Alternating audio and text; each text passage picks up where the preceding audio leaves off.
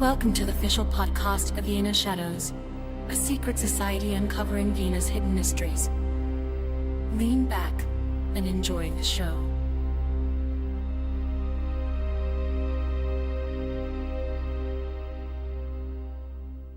Imagine your players are investigating this, like totally routine murder in a 1920s Vienna apartment, only to discover the plumbing is vibrating. And it's not water pressure. It's this alien frequency humming through the pipes, causing a localized, literal brain rot. Yeah, that visual is just, it's so visceral. Right. Today we are cracking open the Game Master's Guide for the tabletop role-playing game Vienna Shadows. And this deep dive is custom-tailored for you, the GM, to help you run a setting where the glittering jazz-age noir violently collides with the cosmic, pestilence-ridden horrors of the city's medieval past. The brilliance of the source material is really how it treats the 1920s setting itself. The modern city isn't real. Or, well, at least it isn't stable. It's an illusion. Exactly. It's just a fragile skin stretched incredibly tight over a massive, decaying medieval corpse. I mean, this isn't about tossing random tentacles at investigators in a dark alley. It's about leveraging architectural trauma, real history, and corrupted folklore to build an inescapable dread at your table. Okay, let's unpack this. Because as a GM, before you even think about the monsters, you have to understand the physical board you're playing on. The modern street grid of Vienna is a total illusion. The actual functional architecture dictating what happens in the 1920s was laid down in the 13th and 14th centuries. You really see it when you look at St. Stephen's Cathedral, the Stephansdom. It is the majestic crown of the city. Oh, absolutely. Beneath its Gothic nave, however, is a multi-layered Empire of the Dead, dug out to handle the massive overflow of bodies during the Black Death. The plague pits. But the guide is very specific, that we shouldn't just describe a spooky graveyard to our players. Yeah. That misses the point entirely. Right. Think of those catacombs not as a burial site, but as a nuclear reactor where the radiation is human grief. Wow. The sheer volume of sudden, agonizing death created a localized tear in the dimensional fabric. So that concentration of residual terror is a metaphysical wound. A metaphysical wound. I like that. Yeah, and if you crack the containment shield, meaning the modern street level, that radiation leaks directly into the 1920s. Factions in the BAME actually mine this residual terror to dissolve the psychological walls protecting modern citizens. Wait, I want to pull on that thread about containment shields because the interplay between medieval architecture and cosmic horror here is wild. The guide introduces these structures called Gothic anchors. Right, Vienna's earliest churches. Yeah, the Romanesque Ruprechtskirche, the Stephansdom, and the Schottenstift, which was founded by Irish monks back in the 12th century.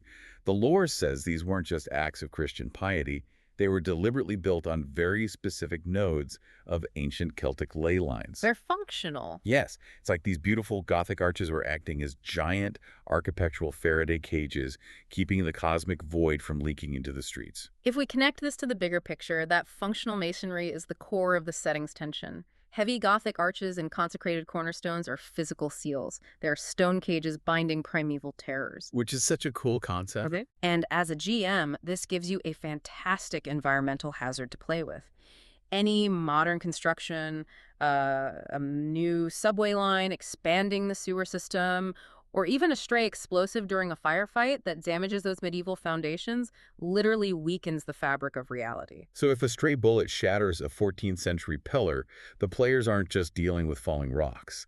The void might start bleeding into the room, distorting gravity or time. Exactly. Add to that, the city's history is a massive trading crossroads. You have the Holy Roman Empire, the Byzantine East, and the Silk Road all intersecting. Medieval merchants were smuggling forbidden alchemical texts and alien artifacts right alongside their silk and spices. And those forbidden cargoes were hidden in secret merchant cellars beneath the old city walls and completely forgotten as the city built upward. So an investigation into a totally mundane 1920s smuggling ring Might uncover a cursed coin or a trade ledger that has been slowly poisoning the local reality for 600 years. Man, with the architecture barely holding the void at bay, we have to look at what's actually trying to break through. Because the source material takes real, historical Viennese legends and twists them into these deeply unsettling nightmares. Let's look at the Basilisk of Schönlatterngasse. Oh, this one is great. The real-world myth from 1212 is a classic fable, a terrifying beast in a baker's well poisoning the water until an apprentice defeats it by showing it a mirror. Right, but the guide takes that fable and grounds it in a much more clinical cosmic horror. The basilisk wasn't a magical lizard, it was a larval star spawn. Which is a huge deal. It is. For those running the game, a star spawn isn't just a big monster with teeth. It's an entity so biologically incomprehensible that its mere presence breaks the laws of physics. And it had nested in the deep subterranean water aquifers beneath Vienna. And its gaze isn't magic. The guy describes it as a localized, high-frequency psychic emission that literally shatters the human nervous system. It's brutal. But here's where it gets really interesting for your 1920s setting.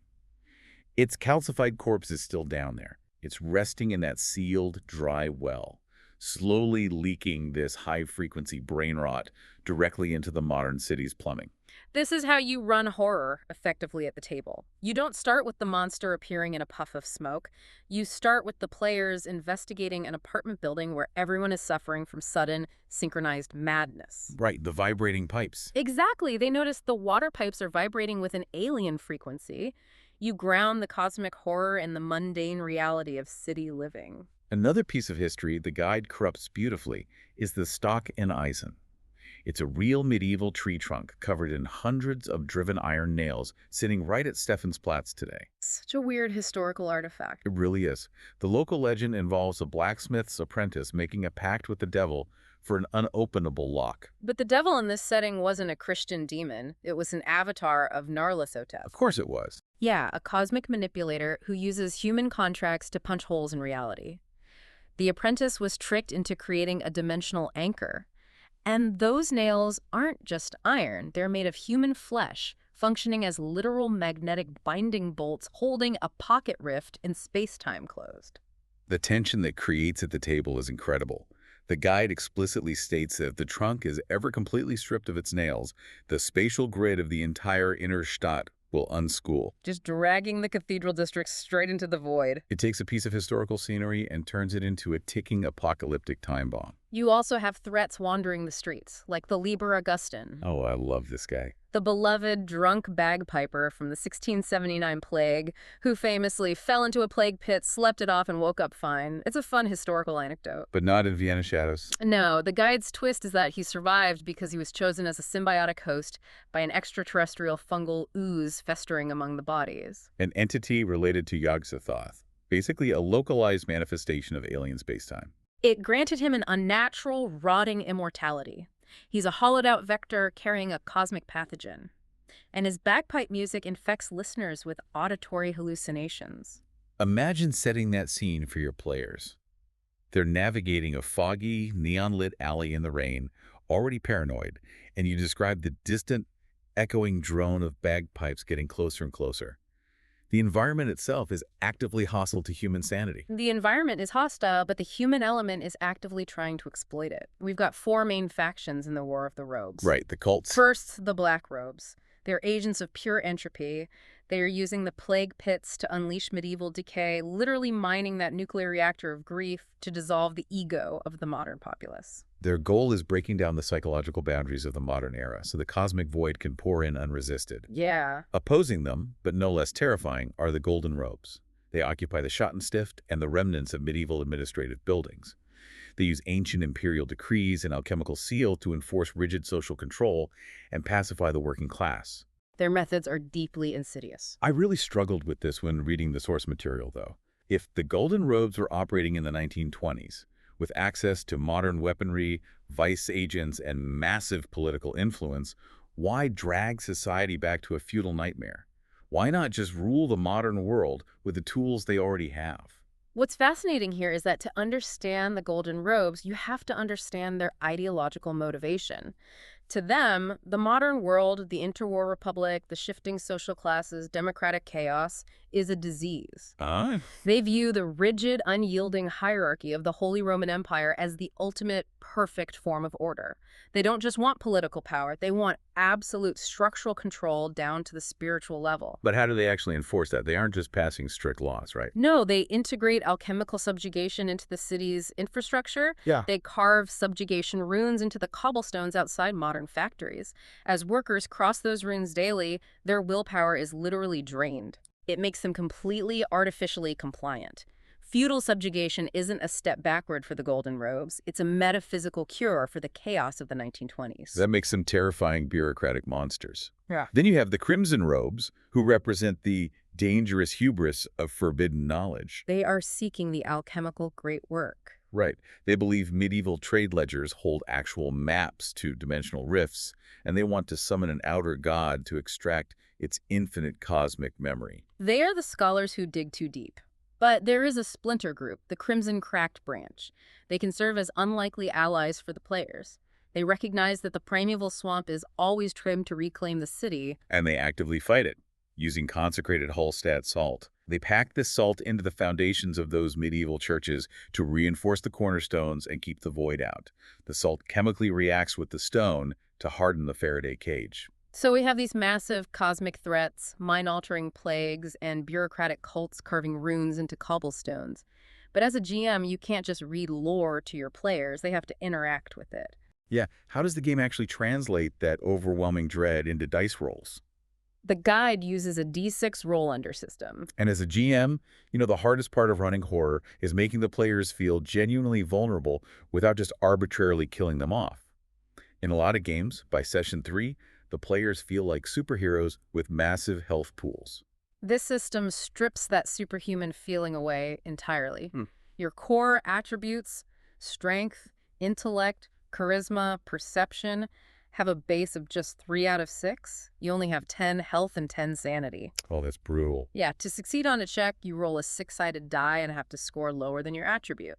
The math itself does the heavy lifting. Failure is the statistical norm, which makes every success feel desperately earned. Let's talk about how the specific mechanics tie into the lore. Like ancestral vertigo. When players are exploring the Stephansdom crypts or sealed sewers, they have to make an intellect check. If they fail, the 1920s reality literally starts bleeding away. The neon dissolves into flickering medieval torchlight. The mechanical penalty is a +1 difficulty modifier to all checks for the rest of the scene. Narratively, you can describe the timeline itself crushing the character's psyche. They smell burning pitch instead of gasoline. They hear carts on cobblestone instead of motor cars. Then there is the basilisk's reflection. If a character faces a horror with a gaze-based psychic attack, like that high-frequency brain rot we talked about, they have to use an action and make a perception check to use a mirror to bypass it. A brilliant callback to the original 1212 folklore. Exactly. If you succeed, you bounce the psychic frequency away. If you fail, you make an immediate sanity check or lose half a d6 of sanity. It forces players to frantically interact with their environment, digging for a compact mirror, trying to use the reflection of a dirty puddle in the alley, or smashing a window to use a shard of glass. It makes the horror tactile. And speaking of tactile, we have to talk about hammering the stasis. A player can spend an action to make a strength check to physically drive a nail into a cracked structural stone. I love this rule. A success temporarily seals a localized spatial rift for 1 hour. I mean, you aren't chanting a magical spell. You were playing a desperate 1920s investigator armed with a rusted hammer, sweating, literally trying to nail the fabric of reality back together before an alien entity pushes through the masonry. It emphasizes the blue-collar, gritty struggle of the setting. The players are maintenance workers for reality. They are slapping duct tape over a crack in a submarine window while the pressure builds. So what does this all mean when you put it together? The guide provides a perfect proving ground to test these mechanics. The sample adventure arc, the charnel choir of St. Stephen. Let's walk you, the GM listener, through how this actually plays out at the table. Act 1 is the hook, the petrifaction of Hohermarkt. The players get a call from a terrifying museum curator. A prominent archivist has been found dead in a locked room. And his flesh isn't decaying. Right, it's physically calcified into a porous limestone, exactly like the victims of the basilisk's psychic frequency. In his petrified hands, he's holding a vibrating medieval trade ledger from 1350. The players make that intellect check to decode it.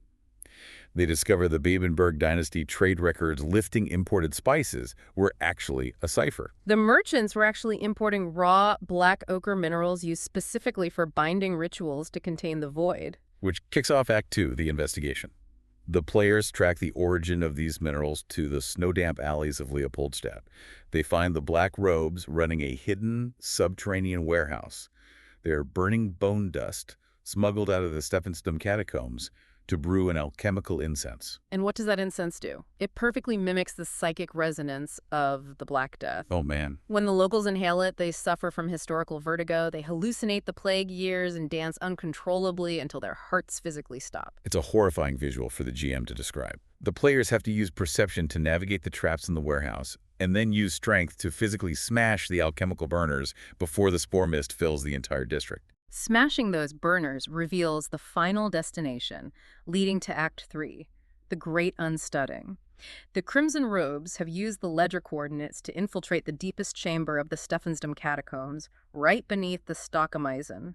They've dragged the petrified body of the archivist down there. Because they intend to use the spatial tension at the cathedral's core to hatch the star-spawn parasite that is nesting inside his calcified shell. The climax is sheer cinematic chaos. Picture this at your table. The players kick down the crypt doors. The Crimson Robes are maniacally playing a distorted melody on a massive organ, vibrating the stone pillars to open the rift. At the exact same time, the Golden Robes vice agents kick down the opposite door with 1920s heavy weaponry Tommy guns and rifles. Yeah, they don't care about the ritual. They want to steal the petrified egg to reverse engineer its gaze into a biological weapon to pacify the working class. It is a massive three-way conflict.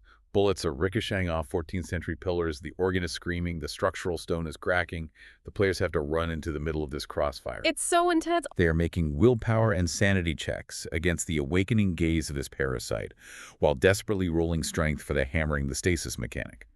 They are literally driving iron nails into the crumbling columns to keep the roof of reality from caving in while cultists and mobsters shoot at each other. It is a masterclass in scenario design. You are forcing the players to balance combat, environmental hazards, and sanity management all at once.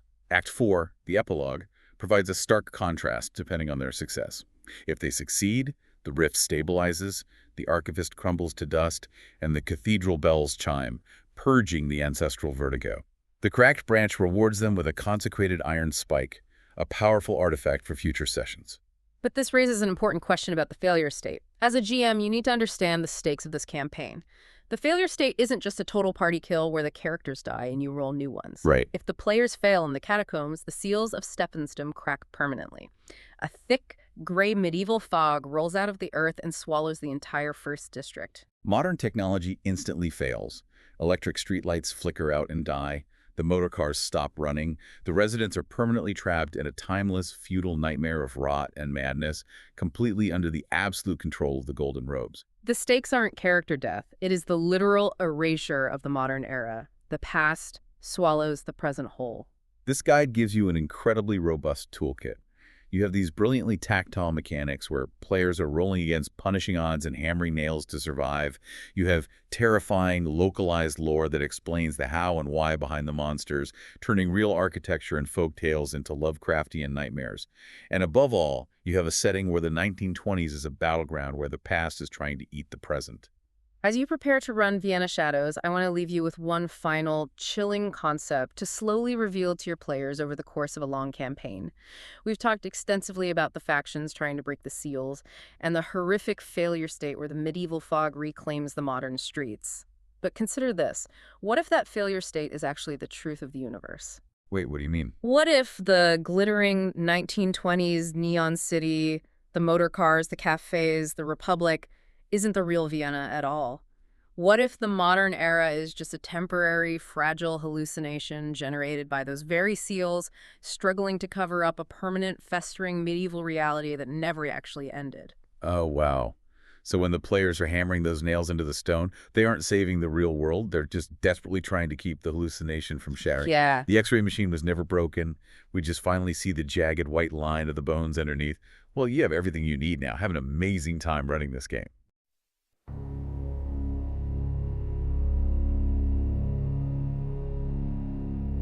This concludes today's episode.